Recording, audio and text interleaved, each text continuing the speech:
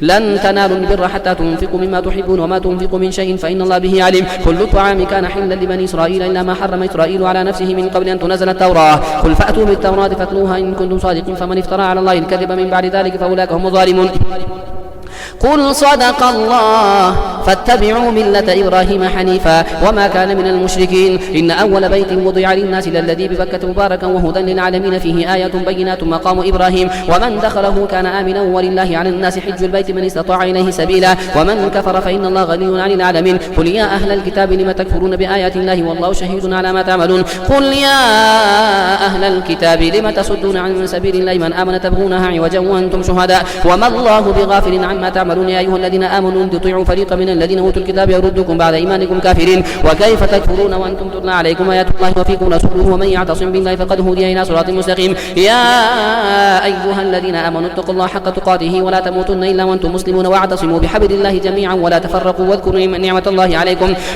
نعمة الله عليكم إذ كنتم أعداء فألف بين قلوبكم فأصبحتم بنعمته إخوانا وكنتم على شفا حفرة من النار فأنقذكم منها كذلك يبين الله لكم آياته لعلكم تهتدون. ولتكن منكم أمة يدعون إلى الخير ويأمرون بالمعروف وينهون عن المنكر وأولئك هم المفلحون. ولا تكونوا كالذين تفرقوا واختلفوا من بعد ما جاءهم البينات وأولئك لهم عذاب عظيم. يوم تبيض وجوه وتسود وجوه فأما الذين اسودت وجوههم كفرتم بعد إيمانكم فذوقوا العذاب بما كنتم تكفرون وأما الذين ابيضت وجوههم ففي رحمة الله هم فيها خالدون. تلك آيات الله نتلوها عليك بالحق وما الله يريد ظلما للعالمين ولله ما في السماوات وما في الأرض وإلى الله ترجع الأمور. كنتم خير أمة أخرجت للناس تأمرون بالمعروف وتنهون عن المنكر وتؤمنون بالله ولو آمن أهل الكتاب لكان خيرا لهم منهم المؤمنون وأكثرهم الفاسقون لن يضركم إلا أذى وإن يقاتلوكم يولوكم الأدبار ثم لا ينصرون. ضربت عليهم الذلة أينما ثقفوا إلا بحبل من الله وحبل من الناس وباءوا بغضب من الله وضربت عليهم المسكنة ذلك بأنهم كانوا يكفرون بآيات الله ويقتلون الأنبياء بغير حق ذلك بما عصوا وكانوا يعتدون. ليسوا سواء من أهل الكتاب أمة قائمة يتلون آيات الله آناء الليل وهم يسجدون يؤمنون بالله واليوم الآخر ويأمرون بالمعروف وينهون عن المنكر ويسارعون في الخيرات وأولئك من الصالحين. ويأمرون بالمعروف وينهون عن المنكر ويسارعون في الخيرات وأولئك من الصالحين وما يفعلوا من خير فلن يكفروه والله عليم بالمتقين. إن الذين كفروا لن تغني عنهم أموالهم ولا أولادهم من الله شيئا وأولئك أصحاب النار هم فيها خالدون. مثل ما ينفقون في هذه الحياة الدنيا كمثل ريح فيها صر أصابت حرث قوم ظلموا أنفسهم فأهلكته وما ظلمهم الله ولكن أنفسهم يظلمون. يا أيها الذين آمنوا لا تتخذوا بطانة من دونكم لا يألونكم خبالا ودوا ما عنتم قد بدت البغضاء من أفواههم وما تخفي صدورهم أكبر قد بينا لكم الآيات إن كنتم تعقلون. ها أنتم أولئك تحبونهم ولا يحبونكم وتؤمنون بالكتاب كله وإذا لقوكم قالوا آمنا وإذا خلوا عضوا عليكم الأنامل من الغيظ قل موتوا بغيظكم إن الله عليم بذات الصدور. إن تمسسكم حسنة تسؤهم وإن تصبكم سيئة يفرحوا بها وإن تصبروا وتتقوا لا يضركم كيدهم شيئا إن الله بما يعملون محيط. وإذ غدوت من أهلك تبوئ المؤمنين مقاعد للقتال والله سميع عليم. إذ هم الطائفتان منكم أن تفشلا والله وليهما وعلى الله فليتوكل المؤمنون. ولقد نصركم الله ببدر وأنتم أذلة فاتقوا الله لعلكم تشكرون. إذ تقول للمؤمنين ألن يكفيكم أن يمدكم ربكم ب3,000 من الملائكة منزلين بلى إن تصبروا وتتقوا ويأتوكم من فورهم هذا يمدكم ربكم ب5,000 من الملائكة مسومين وما جعله الله إلا بشرى لكم ولتطمئن قلوبكم به وما النصر إلا من عند الله العزيز الحكيم ليقطع طرفا من الذين كفروا أو يكبتهم فينقلبوا خائبين. ليس لك من الأمر شيء أو يتوب عليهم أو يعذبهم فإنهم ظالمون. ولله ما في السماوات وما في الأرض يغفر لمن يشاء ويعذب من يشاء والله غفور رحيم. يا أيها الذين آمنوا لا تأكلوا الربا أضعافا مضاعفة واتقوا الله لعلكم تفلحون واتقوا النار التي أعدت للكافرين وأطيعوا الله والرسول لعلكم ترحمون وسارعوا إلى مغفرة من ربكم وجنة عرضها السماوات والأرض أعدت للمتقين الذين ينفقون في السراء والضراء والكاظمين الغيظ والعافين عن الناس والله يحب المحسنين والذين إذا فعلوا فاحشة أو ظلموا أنفسهم ذكروا الله فاستغفروا لذنوبهم ومن يغفر الذنوب إلا الله ولم يصروا على ما فعلوا وهم يعلمون أولئك جزاؤهم مغفرة من ربهم وجنات تجري من تحتها الأنهار خالدين فيها ونعم أجر العاملين قد خلت من قبلكم سنن فسيروا في الأرض فانظروا كيف كان عاقبة المكذبين هذا بيان للناس وهدى وموعظة للمتقين ولا تهنوا ولا تحزنوا وأنتم الأعلون إن كنتم مؤمنين إن يمسسكم قرح فقد مس القوم قرح مثله وتلك الأيام نداولها بين الناس وليعلم الله الذين آمنوا ويتخذ منكم شهداء والله لا يحب الظالمين وليمحص الله الذين آمنوا ويمحق الكافرين أم حسبتم أن تدخلوا الجنة ولما يعلم الله الذين جاهدوا منكم ويعلم الصابرين ولقد كنتم تمنون الموت من قبل أن تلقوه فقد رأيتموه وأنتم تنظرون وما محمد إلا رسول قد خلت من قبله الرسل أفإن مات أو قتل انقلبتم على أعقابكم ومن ينقلب على عقبيه فلن يضر الله شيئا وسيجزي الله الشاكرين وما كان لنفس أن تموت إلا بإذن الله كتابا مؤجلا ومن يريد ثواب الدنيا نؤته منها ومن يريد ثواب الآخرة نؤته منها وسنجزي الشاكرين وكأي من نبي قاتل معه ربيون كثير فما وهنوا لما أصابهم في سبيل الله وما ضعفوا وما استكانوا والله يحب الصابرين وما كان قولهم إلا أن قالوا ربنا اغفر لنا ذنوبنا وإسرافنا في أمرنا وثبت أقدامنا وانصرنا على القوم الكافرين فآتاهم الله ثواب الدنيا وحسن ثواب الآخرة والله يحب المحسنين يا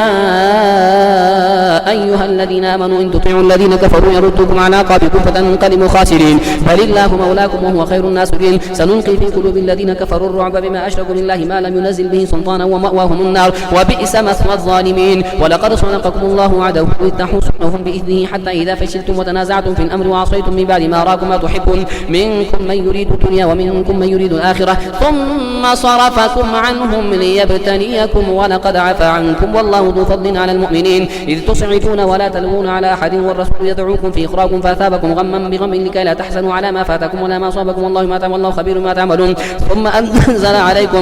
أنزل عليكم من بعد الغم أمنة نعاسا يغشى طائفة منكم وطائفة قد أهمتهم أنفسهم يظنون بالله غير الحق ظن الجاهلية يقولون هل لنا من الأمر من شيء قل إن الأمر كله لله يخفون في أنفسهم ما لا يبدون لك يقولون لو كان لنا من الأمر شيء ما قتلنا هنا قل لو كنتم في بيوتكم لبرز الذين كتب عليهم القتل إلى مضاجعهم وليبتلي الله ما في صدوركم وليمحص ما في قلوبكم والله عليم بذات الصدور إن الذين تولوا منكم يوم التقى الجمعان إنما استزلهم الشيطان ببعض ما كسبوا ولقد عفا الله عنهم إن الله غفور حليم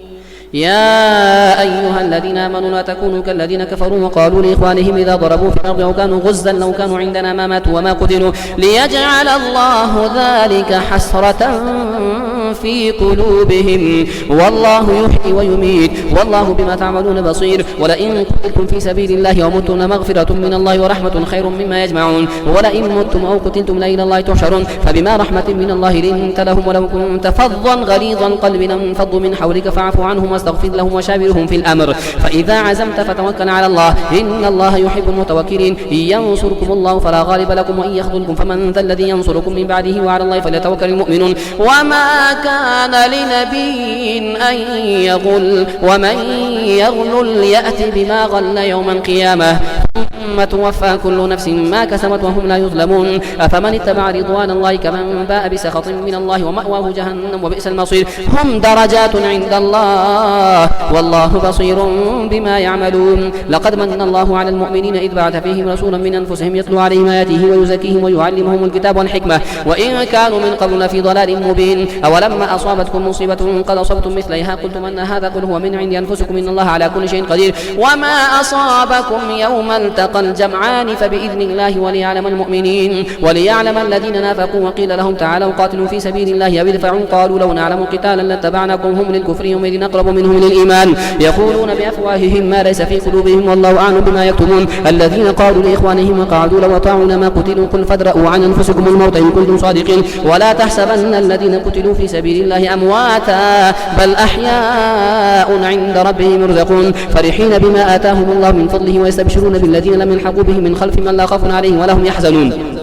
يستبشرون بنعمة من الله وفضل وأن الله لا يضيع أجر المؤمنين. الذين استجابوا لله والرسول من بعد ما أصابهم القرح للذين أحسنوا منهم واتقوا أجر عظيم. الذين قال لهم الناس إن الناس قد جمعوا لكم فاخشوهم فزادهم إيمانا وقالوا حسبنا الله ونعم الوكيل فانقلبوا بنعمة من الله وفضل لم يمسسهم سوء واتبعوا رضوان الله والله ذو فضل عظيم. إنما ذلكم الشيطان يخوف أولياءه فلا تخافوهم وخافون إن كنتم مؤمنين ولا يحزنك الذين يسارعون في الكفر إنهم لن يضروا الله شيئا يريد الله ألا يجعل لهم حظا في الآخرة ولهم عذاب عظيم. إن الذين اشتروا الكفر بالإيمان لن يضروا الله شيئا ولهم عذاب أليم. ولا يحسبن الذين كفروا أنما نملي لهم خير لأنفسهم إنما نملي لهم ليزدادوا إثما ولهم عذاب مهين. ما كان الله ليذر المؤمنين على ما أنتم عليه حتى يميز الخبيث من الطيب وما كان الله ليطلعكم على الغيب ولكن الله يجتبي من رسله من يشاء. فآمنوا بالله ورسله وإن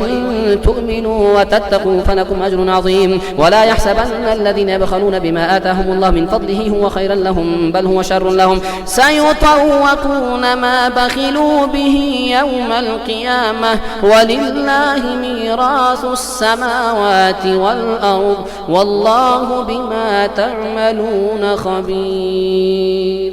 لقد سمع الله قول الذين قالوا إن الله فقير ونحن أغنياء سنكتب ما قالوا وقتلهم الأنبياء بغير حق ونقول ذوقوا عذاب الحريق ذلك بما قدمت أيديكم وأن الله ليس بظلام للعبيد. الذين قالوا إن الله عاهد إلينا ألا نؤمن لرسول حتى يأتينا بقربان تأكله النار قل قد جاءكم رسل من قبل بالبينات وبالذي قلتم فلم قتلتموهم إن كنتم صادقين فإن كذبوك فقد كذب رسل من قبلك جاءوا بالبينات والزبر والكتاب المنير كل نفس ذائقة الموت وإنما توفون أجوركم يوم القيامة فمن زحزح عن النار وادخل الجنة فقد فاز وما الحياة الدنيا إلا متاع الغرور. لتبلون في أموالكم وأنفسكم ولتسمعن من الذين أوتوا الكتاب من قبلكم ومن الذين أشركوا أذى كثيرا وإن تصبروا وتتقوا فإن ذلك من عزم الأمور. وإذ أخذ الله ميثاق الذين أوتوا الكتاب لتبيننه للناس ولا تكتمونه فنبذوه وراء ظهورهم واشتروا به ثمنا قليلا فبئس ما يشترون. لا تحسبن الذين يفرحون بما أتوا ويحبون أن يحمدوا بما لم يفعلوا فلا تحسبنهم بمفازة من العذاب ولهم عذاب أليم. ولله ملك السماوات والأرض والله على كل شيء قدير. إن في خلق السماوات والأرض واختلاف الليل والنهار لآيات لأولي الألباب الذين يذكرون الله قياما وقعودا وعلى جنوبهم ويتفكرون في خلق السماوات والأرض ربنا ما خلقت هذا باطلا سبحانك فقنا عذاب النار ربنا إنك من تدخل النار فقد أخزيته وما للظالمين من أنصار. ربنا إننا سمعنا مناديا ينادي للإيمان أن آمنوا بربكم فآمنا ربنا فاغفر لنا ذنوبنا وكفر عنا سيئاتنا وتوفنا مع الأبرار ربنا وآتنا ما وعدتنا على رسلك ولا تخزنا يوم القيامة إنك لا تخلف الميعاد. فاستجاب لهم ربهم أني لأطيع عمل عامل منكم من ذكر أو أنثى بعضكم من بعض فالذين هاجروا وأخرجوا من ديارهم وأوذوا في سبيلي وقاتلوا وقتلوا لأكفرن عنهم سيئاتهم ولأدخلنهم جنات تجري من تحتها الأنهار ثوابا من عند الله والله عنده حسن ثواب. لا يغرنك تقلب الذين كفروا في البلاد متاع قليل ثم مأواهم جهنم جهنم وبئس المهاد. لكن الذين اتقوا ربهم لهم جنات تجري من تحتها الأنهار خالدين فيها نزلا من عند الله وما عند الله خير للأبرار. وإن من أهل الكتاب لمن يؤمن بالله وما أنزل إليكم وما أنزل إليهم خاشعين لله لا يشترون بآيات الله ثمنا قليلا أولئك لهم أجرهم عند ربهم إن الله سريع الحساب. يا أيها الذين آمنوا اصبروا وصابروا ورابطوا واتقوا الله لعلكم تفلحون. يا أيها الناس اتقوا ربكم الذي خلقكم من نفس واحدة وخلق منها زوجها وبث منهما رجالا كثيرا ونساء واتقوا الله الذي تساءلون به والأرحام إن الله كان عليكم رقيبا. وآتوا أموالهم ولا تتبدلوا الخبيث بالطيب ولا تأكلوا أموالهم إلى أموالكم إنه كان حبا كبيرا. وإن خفتم شقاق بينهما فابعثوا حكما وإن خفتم ألا تقسطوا في اليتامى فانكحوا ما طاب لكم من النساء مثنى وثلاث ورباع فإن خفتم ألا تعدلوا فواحدة أو ما ملكت أيمانكم ذلك أدنى ألا تعولوا. وآتوا النساء صدقاتهن نحلة فإن طبن لكم عن شيء منه نفسا فكلوه هنيئا مريئا. ولا تؤتوا السفهاء أموالكم التي جعل الله لكم قياما وارزقوهم فيها واكسوهم وقولوا لهم قولا معروفا.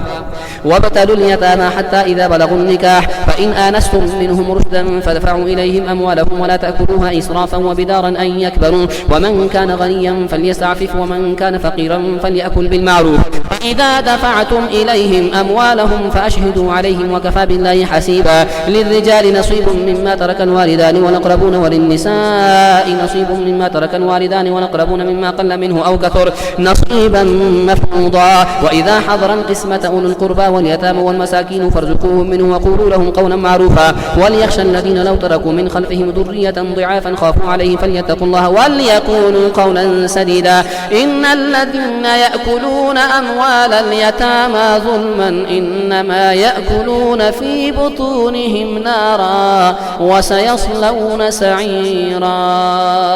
يوصيكم الله في أولادكم للذكر مثل حظ الأنثيين فإن كن نساء فوق اثنتين فلهن ثلث ما ترك وإن كانت واحدة فلها النصف ولأبويه لكل واحد منهما السدس مما ترك إن كان له ولد فإن لم يكن له ولد وورثه أبواه فلأمه ثلث فإن كان له إخوة فلأمه السدس من بعد وصية يوصي بها أو دين. آباؤكم وأبناؤكم لا تدرون أيهم أقرب لكم نفعا فريضة من الله إن الله كان عليما حكيما. ولكم نصف ما ترك أزواجكم إن لم يكن لهن ولد فإن كان لهن ولد فلكم الربع مما تركن من بعد وصية يوصين بها أو دين ولهن الربع مما تركتم إن لم يكن لكم ولد فإن كان لكم ولد فلهن الثمن مما تركتم من بعد وصية